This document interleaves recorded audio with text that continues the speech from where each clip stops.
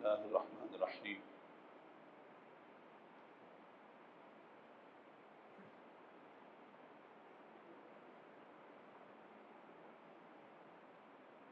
يا أيها الذين آمنوا كتب عليكم الصيام كما كتب على الذين من قبلكم لعلكم تتقون.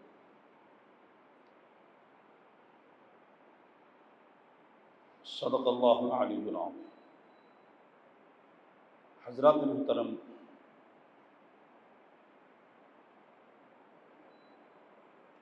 آپ احباب کے علم میں ہے کہ رمضان المبارک یقینی طور پر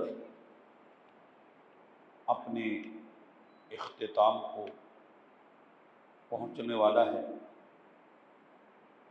اللہ تعالیٰ کی بارگاہ میں دعا کریں کہ اللہ تعالیٰ ہمارے وہ سارے اعمال و افعال جو ہم نے اس ماہ مقدسہ میں کیے اور اس ماہ مقدسہ کے وہ تقاضے جو پورے کیے، اس ماہ مقدسہ کی تعظیم اور تکریم کے جو ہمارے اوپر لوازمات تھے وہ پورے کیے، اللہ وہ قبول فرمائے.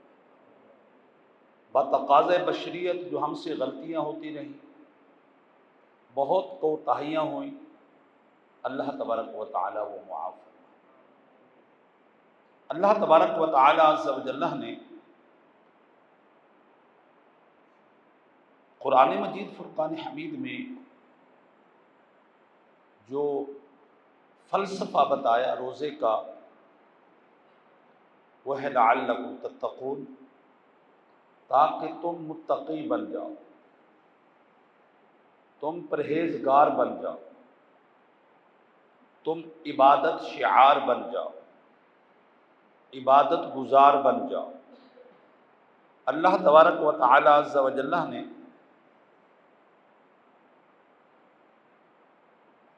رمضان مبارک کا اور ان روزوں کا یہی فلسفہ بیان فرمایا.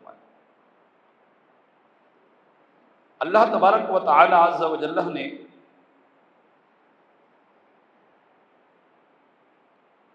قرآن مجید فرقان حمید کی جو دوسری سورہ بقرہ ہے،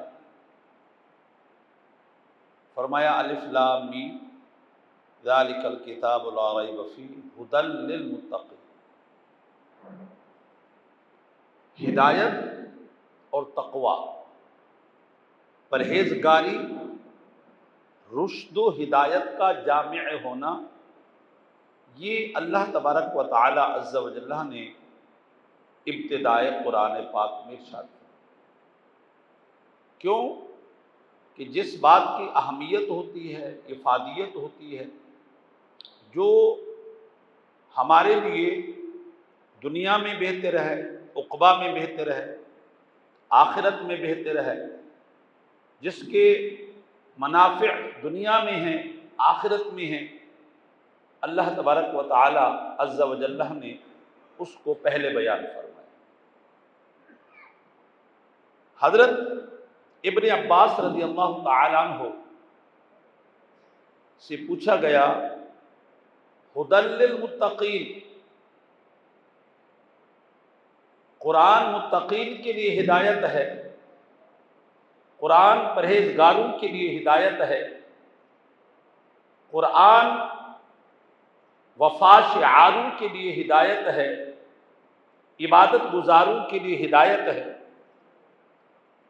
تو یہ متقین کون لوگ ہیں، پرہیزگار کون لوگ ہیں؟ آپ نے فرمایا ہم المؤمنون الذین یتقون الشرک بی. فرمایا اللہ تعالیٰ ارشاد فرماتا ہے وہ مومن پرہیزگار ہیں، وہ مومن متقی ہیں، اور وہ مومن عبادت گزار ہیں، وفا شعار ہیں، جو اللہ کے ساتھ کسی کو شریک نہیں ٹھہراتے. یہ بات یاد رکھنا، شرک جو ہے وہ شرک غیر اللہ کی عبادت کرنا ایک، اور غیر اللہ کو اللہ کے نظام میں اس کے خالق ماننا کہ اللہ تبارک و تعالی نے زمین و آسمان کا نظام بنایا، تو قرآن کہتا ہے وَلَئِن سَأَلْتَهُمْ مَنْ خَلَقَ السَّمَاوَاتِ وَالْأَرْضِ، اے حبیب ذرا ان سے پوچھیں زمین کو کس نے بنایا، آسمان کو کس نے بنایا، یہ سورج اور چاند کی دنیا کس نے سجائی، ستاروں کی دنیا کس نے سجائی، یہ مختلف کہکشائیں کس نے بنائی، سمندروں کا نظام کس نے چلایا، ہواؤں کا نظام کس نے بنایا، اور یہ کائنات پوری اور آسمان کو بغیر پلر کے، بغیر سہارے کے، بغیر ستونوں کے کس نے کھڑا کیا۔ آپ ان سے پوچھیں وَلَئِن سَأَلْتَهُمْ مَنْ خَلَقَ السَّمَاوَاتِ وَالْأَرْضِ قُلِ اللَّهُ، تو وہ کہیں گے اللہ ہی نے کیا۔ اس میں کوئی شک نہیں ہے، یہ نظام قدرت، یہ نظام ہستی اللہ تبارک و تعالیٰ نے بنایا ہے، اللہ نے اس کو سجایا ہے، اللہ نے اپنی قدرت کے شاہکار، قدرت کے نمونے اور قدرت کی جو ہے تدبیریں جو ہے ان میں بتائی ہیں۔ فرمایا ہم المؤمنون الذین یتقون الشرک بی ویعملون بطاعتی، فرمایا میرے ساتھ کسی کو شریک نہیں ٹھہراتے اور جو میری عبادت اور ریاضت کے احکام ہیں اس کو ترک نہیں کرتے، وہی متقی ہیں، وہی پرہیزگار ہیں۔ اگر اللہ کے ساتھ کوئی شریک ٹھہرانے بیٹھ جائے اور وہ جو ہے اللہ کی عبادت کو ترک کر دے، اللہ تبارک و تعالی اور قرآن و حدیث کی نظر میں وہ متقی نہیں ہے، پرہیزگار نہیں۔ لیکن میں ایک بات بتاتا ہوں، شرک جو ہے یہ دو چیزوں میں اگر کوئی بھی، بعض علماء نے 3 چیزیں بھی لکھی ہیں،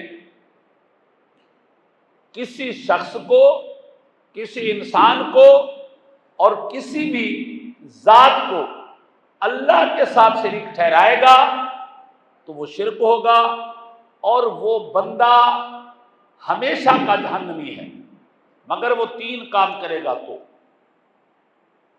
پہلی بات یہ ہے غیر اللہ کی عبادت کرنا، سجدہ کرنا کسی غیر کے لیے، معبود سمجھنا کسی غیر کو، مستحق عبادت سمجھنا کسی غیر کو، اور اللہ تبارک و تعالیٰ کے ساتھ شریک ٹھہرانا، خدا جیسا سمجھنا کسی غیر کو، خدا کی مثل سمجھنا کسی غیر کو، خدا کا ہم اثر سمجھنا اور ہم سر سمجھنا کسی غیر کو، یہ شرک ہے۔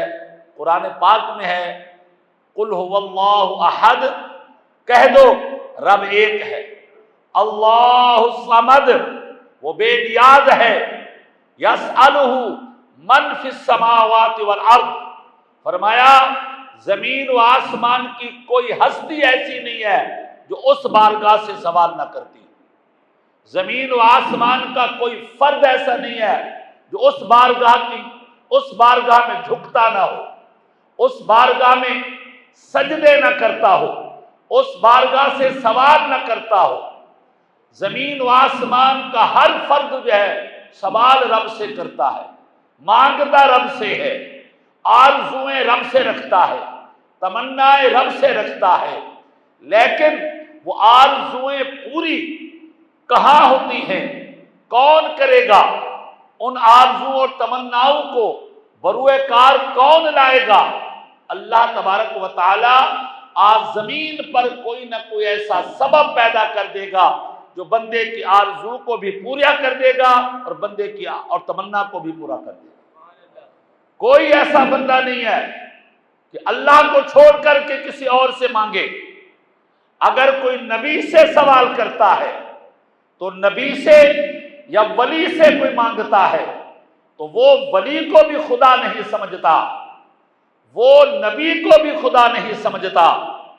اور یہ یاد رکھنا اہل سنت و جماعت کا اور دنیا بھر کے مسلمانوں کا یہ عقیدہ ہے کہ اللہ الصمد، اللہ بے نیاز ہے، اللہ کو کسی کی ضرورت نہیں ہے، مگر سب کو اللہ کی ضرورت ہے۔ اللہ کو کسی کی حاجت نہیں ہے اور سب جو ہے وہ اللہ کی بارگاہ کے محتاج ہے۔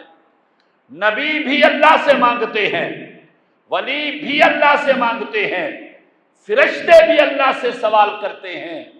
یسألہ من فی السماوات والارض کل یوم ہوا فی شان۔ اللہ ارشاد فرماتا ہے ہر ایک اسی سے مانگتا ہے، پھر جیسا کوئی مانگتا ہے ویسے ہی اللہ کی قدرت کا ظہور ہو جاتا ہے، ویسے ہی اللہ کی شانوں کا ظہور ہوتا ہے۔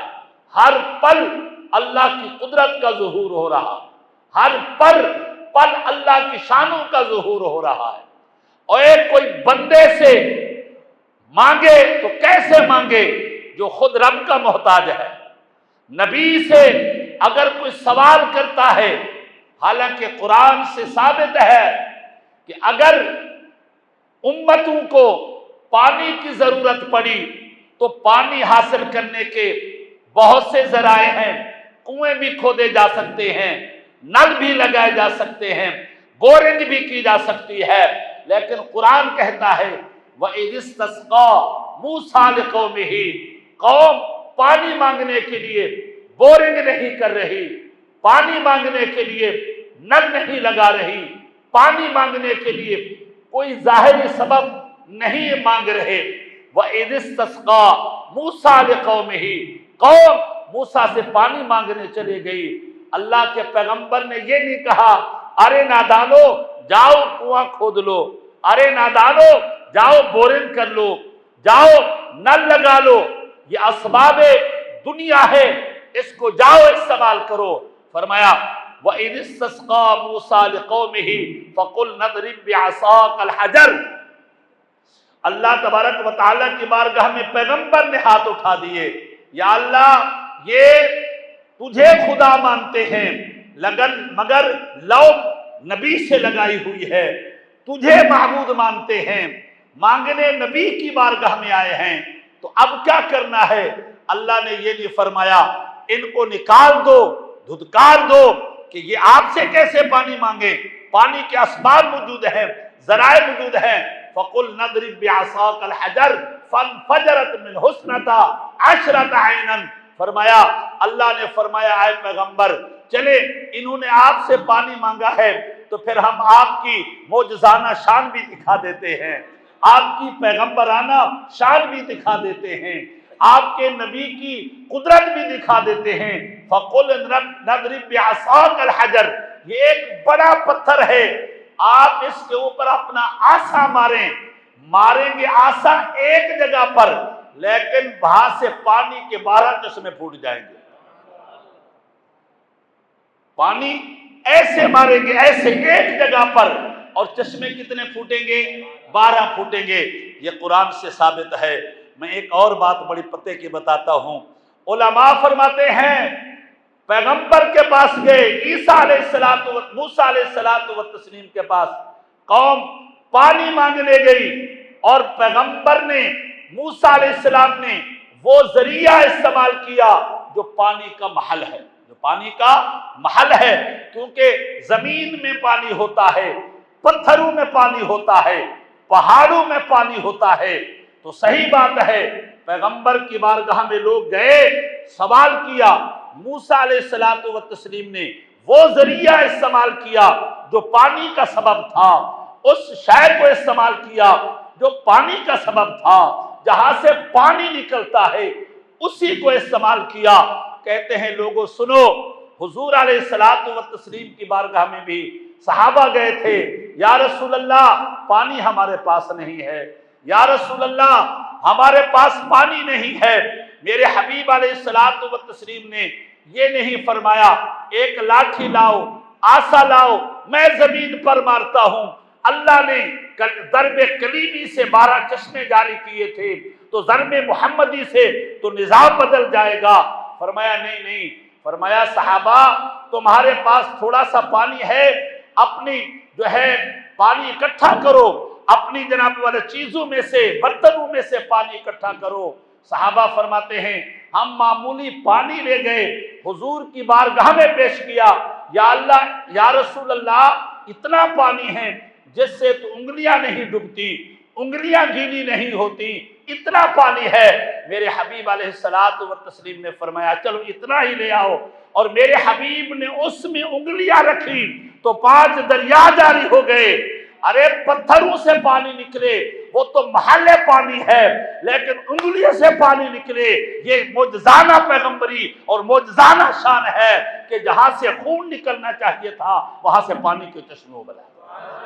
अल्लाह हमारे दर्श को कबूल फरमाए। दोस्तों